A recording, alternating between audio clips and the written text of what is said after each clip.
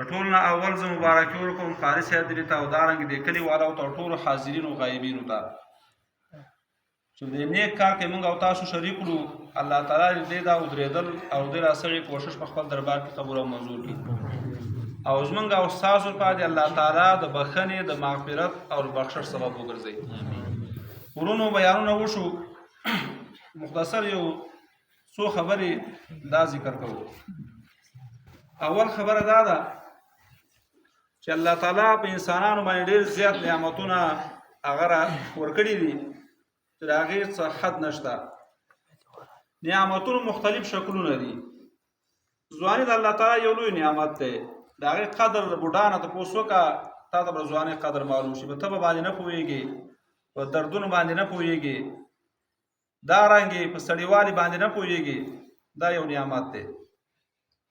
مالداري یو نعمت دی. هغې تپوس هغه چا نه وکړه چې مالداري پې تېره شوي او بیا سخت فقیر او غریب شوی. دارنګې لوی نعمت دی او دنیا په نعمتونو کې هغه صحت دی. نبي علیه الصلاة والسلام فرمایي چې د الله نه کله سوال کوئ دنیا په باره کې نو روغ صحت غواړئ، روغ وجود غواړئ، عافیت غواړئ. ځکه عافیت نه لوی نعمت بل نشته. چې ته اوس بیمار یې او تا ته تکلیف یې که دنیا نعمتونه تا ته حاصل ته به څه وکړې؟ لوی نعمت د عافیت او روغوالی دی.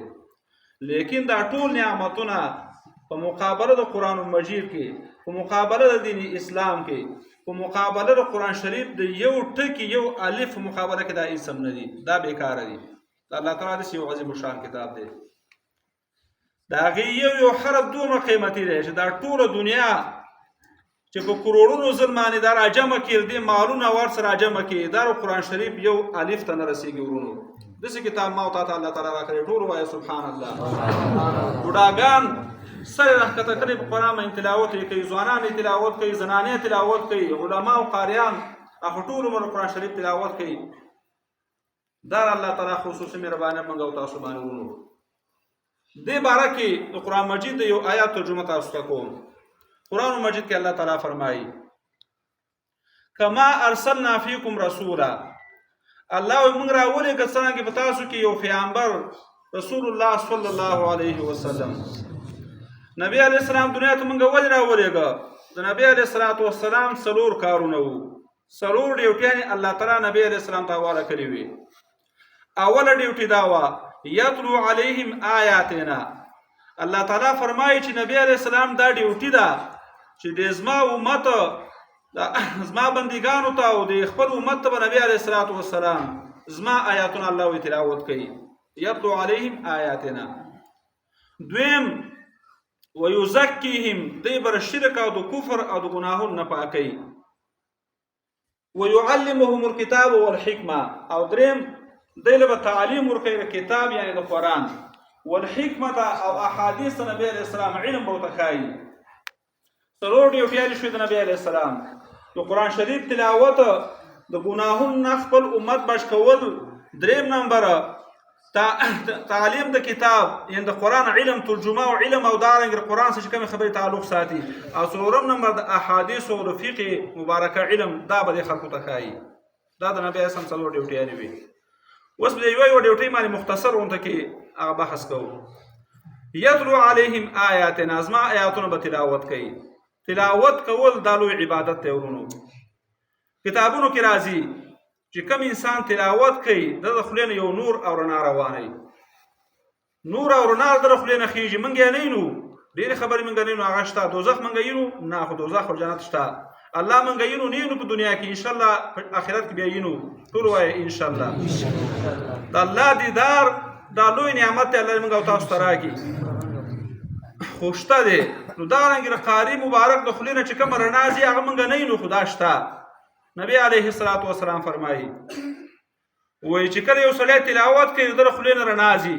یو صحابي راغی نبی علیه السلام د الله تعالی حق پیغمبره، ما بېګا تلاوت کوو او په دې تلاوت کې زما خواته اس ولاړو. د اس به چې کوم دی ټوپونه وال، اس په ټوپ که زما څه ماشوم را سره و، په دې کې ماشوم و، د ماشوم باندې به زیره د ما به تلاوت بس که چې بیا مې تلاوت شروع کړو، بیا به اس ټوپونه شروع کړه، بیا مې تلاوت ایسته بس که. الله پیغمبره خو شپه را باندې په دې وجه ګډه وړه ووته چې تلاوت سمې ډېر شوق و، تلاوت رانه وران شه. نبی علیه السلام ته فرمایي وای تا ته پته وای دا ول دې اس ټوپونه وال وای ما ته پته نه وه وای دا یو سکینه یو رحمت دی د الله تعالی دا په تا باندې نازلېده ته په رحمت کې پټ وې چې تا تلاوت کاوه او هغه فرشتې او هغه انوارات چې راتله نو د اس په ټوپونه وال د خوشحالۍ نه هغې ته تا به تلاوت کړی وې په دې کې چې کوم دی نو او که سهاره پورې تا تلاوت کړی وې نو دا کوم فرشتې چې نازلې شوي وې دا به ما د صحابو ته ښودلې وې چې دا فرشتې دي دغه ځې به ما ایساري کړې وې دا فرشتې د مجلسونو ترونو حاضرېږي ګوره تاسو تجربه وکړئ د قرآن مجید په ختم کې څومره دا زړه خوشحالی دا فرشتې دې ته حاضرېږي د فرشتو له برکته الله تعالی خوشحالۍ نه خلکو له ورکوي دا تلاوت برکت دی او بلې دا لیکل دي کتابونو یو سړی دی هغه همیشه تلاوت کوي که دی ختم بوډا شي خو د دماغ باندې خرابېږي تاسو تجربه وکړئ په دې علاقه کې چې کوم سړی ډېر تلاوت کوي که د عمر 100 کاله ولې نه یو نیم 100 کاله عمر یې ولې نه 200 کاله الله تعالی چاله ورکړي لیکن د دماغ به برابر وي سترګو نظر به برابر وي دا د قرآن یو برکت دی ورونو ځینې کس چې بوډا شي دماغ یې کمزوري شي نبي علیه السلام په داسې عمر نه پناه غوښتله الله تعالی داسې عمر نه مې وساتي چې دماغ مې کار پرېږدي وان ارد الى ارذل العمر یا الله تعالی داسې عمر نه مې بچ کړي چې دماغ مې مکمل کار نه کوي لکه دا عمر څه نسل دنیا کې لږ تکلیف عمري بچي خدمت وکړي خو ټیک د خدمت ونه کړي نو خامخا هزار کې بیا دغه کېږي نو خو د کوم سړی چې قرآن شریف څخه شوق لري د دماغ باندې خرابېږي دویم ویزکیهم دی بر شرک او د کفر نه پاکوي د بزرګانو سره تعلق ساتل بزرګان دغه کار کوي ګور یو انسان که نیک هم دی لیکن په دې انسان کې تکبر خامخا راځي دی یو ګناهګار ته په سپک نظر باندې وګوري په دې وجه الله تعالی د دغه ټول نعمتونه لري چې ګناهګار ته په سپک نظر باندې نه ګوري یو ګناهګار انسان دی کېدای شي توبه وباسي الله تعالی جنت ته بوځي او که ته ډېر هم نیک او ډېر تهجد ګزار او تلاوت کوونکی او ډېر سخاوت کوونکی یې خو که لږ تکبر پکې راغلی شي زه ښه سړی یم کېدای شي دا نعمتونه الله تعالی واخلي دا دوزخ ته الله تعالی واردوي په دې کې ته یو دوه مختصر واقع بیانوم بني اسرائیل کې دوه کسان په لار باندې روان وو یو ګناهګار او یو نیک وو دا نیک انسان چې و نو د ګناهګار نه وروسته شاته روان وو د ده څخه غبرګ نه ته د ګناهګار ورته وویل چې هلکه زما څخه غبرګ ځه ویل نه ته جهنمي ستا څخه غبرګ نه ځمه ته جهنمي په دې کې د الله تعالی شان ته ګوره دا دواړه وفات شو چې وفات شو یو عالم خوب ولیده په خوب کې ګوري هغه ګناهګار هغه ډېر زیات الله تعالی هغه نافرمانه انسان په جنت کې ګرځي او کوم چې ډېر نیک په دوزخ په منځ کې پروت دی نو دی الله تعالی ته وایي چې یا الله تعالی دا یو خو ډېر نیک انسان او دا بل ګناهګار و دا نیک جنت دوزخ ته تللی دی او دا ګناهګار جنت ته دا ولې نو هغه خوب کې ته الله تعالی فرمایي وایي دا کوم چې نیک و ده لږ تکبر وکړه او د انسان ته یې وویل چې دوزخي ته ستا څخه غبرګ نه ځم ته دوزخي او ته جهنمي یې وایي ما وویله چې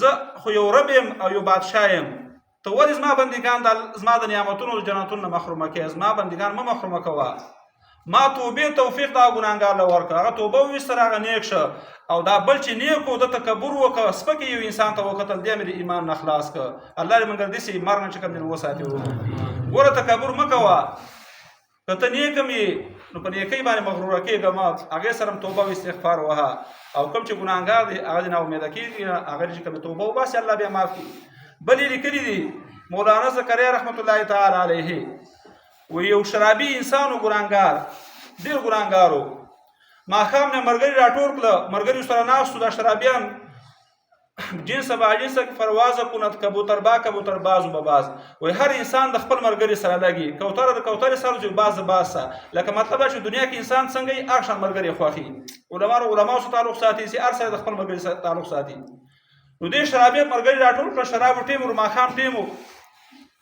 چې شراب یې داسې ګلاسونه ډک کړه نو یو غلام ته وویل چې ورشه لکه فروټ راوړه د بازار نه چې دا فروټ مخکې موږ وخورو وروسته شراب وڅښو موږ به دا شراب نشه کوي او خرافۍ به ډېر نه دا غلام چې و 4 روپۍ ورله ورکړې په هغه زمانه کې 4 روپۍ غټ شی و لکه دا چې مثال یو 20,000 روپۍ چاره ورکړې دومره زور یې و دا غلام په دې لار باندې روان و یو بزرګ په لاره کې ولاړ و منصور ابن اعمش رحمت الله تعالی علیه دا یو بزرګ و دې بزرګ چانده کوله دا بزرګ خلکو ته لګیا و خلکو ته وایي لږ لږ چانده راکړئ 4 روپۍ مال راکړئ دلته یو فقیر دی او دغه کور کې ډېر زیات خوراک څه شی نشته یو 4 روپۍ پکار دي که چا ماله 4 روپۍ د غریب لپاره راکړئ زه به ورته 4 دعاګانې کوم او هره دعا به انشاءالله قبلېږي هر سړی به راته وایي سبا وخته د غلام سوچ وکړي چې راشه ښه مقرر بزرګ راته 4 دعاګانې کوي، پیسې خو پردی دي، خو زه به خپلې بیا ورکړم، راشه 4 روپۍ لیسته ورکومه.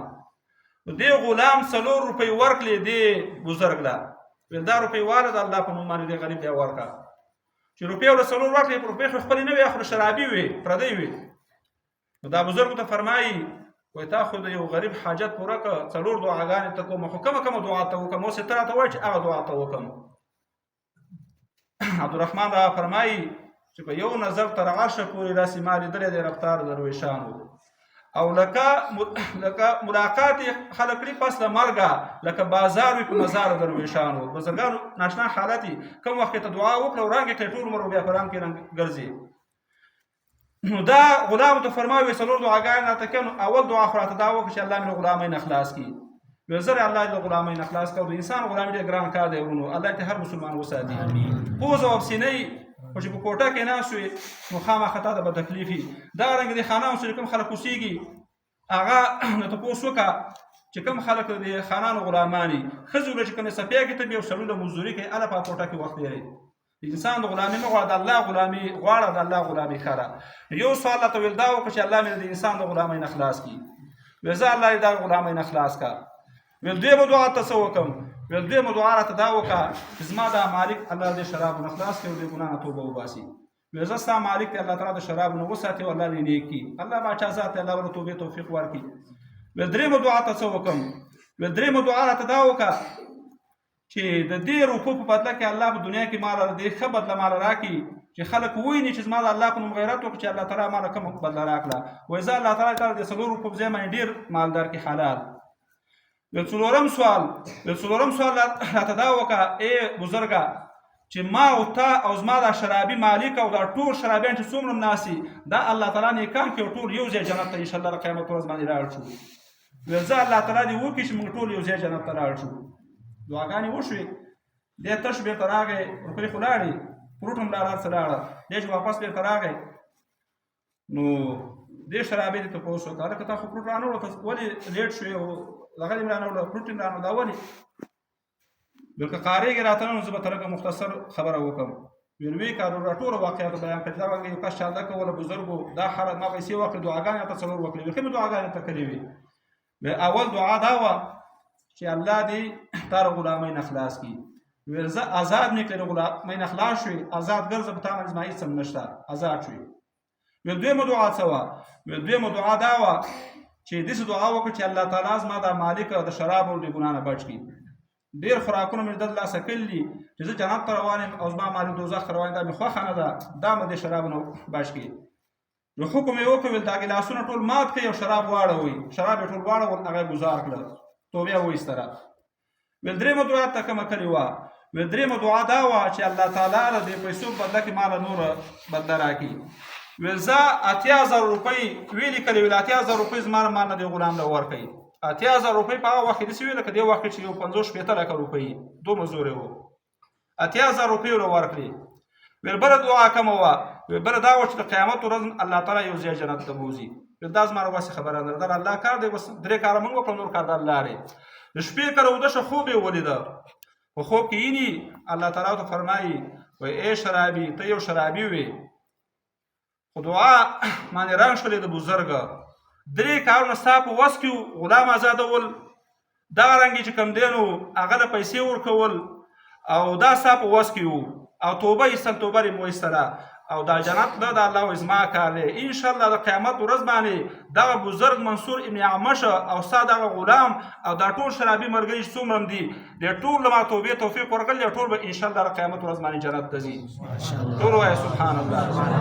نو د دې وجې نه که یو سړي نه ګناه هم کېږي دی نه امیده کېږي نه، توبه دې وباسي الله بیا معاف کړي. خو شرط ګوره توبه ده، نیکانو توبه نصیب کېږي هر چې نیکانو سره کې داسې جوماتونو ته راځي، ختمونو ته ځي، بزرګانو خوا راځي نو توبه به ته میلاویږي. خو چې ټول عمر په مال چې لګېدلی څه به ته توبه میلاو شي. او درېیمه خبره ویعلمهم الکتابه، تعلیم د کتاب. دا ډېره اوږده خبره ده، قاري صاحب ورته وویل چې ساره پورې دا بیان نه ختمېږي، خو زه به مختصر یوه خبره وکړم. د قرآن یو عالم چې په هدیره باندې ورشي چې څومره مړو ته عذاب وي الله تعالی ته عذاب اوچتوي. د قرآن یو قاري چې په هدیره باندې ورشي چې څومره مسلمانانو ته عذاب وي هغه عذاب الله تعالی اوچتوي. چې مدرسې ته یو عالم رواني د علم دپاره یو طالب العلم رواني یو قدم باندې الله تعالی فرمایي چې په یو قدم له د یو کال د عبادت ثواب ولیکئ او په یو قدم ته د یو کال ګناهونه معاف کړئ په یو قدم ته د یو کال هغه درجې د ثوابونو داسې واکئ ولې ځکه چې دا ټول خلک د ځان لپاره لګوي او عالمان د خلکو لپاره لګوي عالم چې مدرسې ته زیاته څه میراویږي د دوه درو دانو لپاره هغه ځي چې دوه درې دانې له خلک ورکوي او که نه بل شي لپاره ورونو دې ته صرف خالص د الله د رضا لپاره علم وکړي تا به الله مقام هم درکوي تا به انشاءالله الله جنت هم درکوي او یوازې تا له نه ستا په وجه به الله تعالی 1500 د خاندان ګناهګاران انشاءالله جنت ته بوځي او ستا په وجه باندې به الله تعالی د اسمان د ستورو مړه خلکو ته انشاءالله تعالی بخښنه کوي دا علم ډېر یو لوی شی دی د الله د کتاب دومره یو قدر دی ویعلمهم الکتاب درېیمه ډیوټي د نبي علیه السلام دا و چې تعلیم د کتاب یې ورکاوه او څلورم والحکمت احادیث به یې ښودل احادیث ورونو احادیث کومو خلکو د حدیثو خدمت کړی دی هغه الله تعالی اوچت کړي دي د لږ وخت مخکې تقریبا 2009 کې زموږ یو استاد دا ټول علما پیژني مولانا شیر علي شاه صاحب دا پاشه یو دا کوړی مدرسې یو لوی عالم او د حدیثو استازو چې کله دی وفات شه ډېره وخته پورې د هغه قبر نه خوشبويي روانه وه ټول وایي سبحان الله دا ته دې ته وایي کرامت بعد الوفات د وفات نه وروسته دا هغه کرامت او د امام بخاري رحمه الله باره کې خو تواتر سره دا خبر راغلی و د حدیثو استازو چې د قبر نه خوشبويي تلورونو نو دا څلور ډیوټیانې وي ویعلمهم الکتاب والحکمت احادیث به خلکو ته ښایي نورونو موږ دا پکار دي چې ځان کامیابو نو دغه طریقه یاره چې د الله د کتاب سره تعلق جوړ کړو یو سړي قرآن نه ختم کړی شروع یې کړي که مرګ له راغی نو کتابونو کې راځي چې فرشته الله په قبر کې مقرر کړله په قبر کې به قرآن ختموي په قبر کې د قیامت په ورځ چې راپاڅېده به قرآن ختم کړی دی به بې قرآنه نه وي که چا نه ختم کړی شروع یې کوي زنانه دې تلاوتونه کوي نارینه دې هم کوي او بله خبره ډېره زیاته ضروري هغه ستاسو د سوچ کې راوستل غواړم شیطان مختلف قسمه خلک چې کوم دي مختلفو لارو باندې خطا کوي نن سبا ډېره لویه فتنه چې کومه ده د دې امت لپاره دا غټ موبایل دی دا خبر موږ او تاسو باندې بد هم لګي خو دا خبره یاد ساتئ چې دا دومره خطرناک شی دی چې اول ټي وي راووتو نو خلکو ویل دا غټه ګناه ده بیا کمپیوټر راووت خلکو ټي وي معاف کړه بیا چې ساده موبایل راووت نو خلکو دا کمپیوټر بیا پرېښوده اوس داسې یو شی انګریز راوایسته چې بشتره کې به پروت وي ګناه به کوې په مانځه کې به یو سوچ به ورته راځي په لاره به روانې ګناه به کوې دا ډېر خطرناک شی دی یو خو دې استعمال بې ضرورته مه کوئ دویمه دا چې که استعمالوئ هم په ښه نیت باندې مصلیب کې مثال واورئ بل څه دې کار پرې وکړئ خو دې کم ټیم چې ډېره موږ ورکوو د دې نه لږ یې ټیم کاټ کړئ او قرآن شریف پرې ورکړئ د باقي چې کومه روژه پاتې دې کې کم از کم یو ختم موږ وکړو امید دی چې الله تعالی موږ تاسو په دې باندې بښنه وکړي نو موږ دا پکار دی ورونو چې لږ د الله کتاب له لږ ټیم ورکړو تلاوت هم کوو غوږ هم تږدو د قرآن والاو قدر هم کوو دارنګې چې کوم دی نو د علماو قدر هم کوو د مور او پلار قدر هم کوو انشاءالله تعالی الله به وکړي چې الله تعالی موږ او تاسو ته توبې توفیق هم راکړي الله موږ کامیاب کړي واخر دعوانا الحمد لله رب العالمین وصلی الله تعالی علی خیر خلقه محمد و آله و اصحابه اجمعین برحمته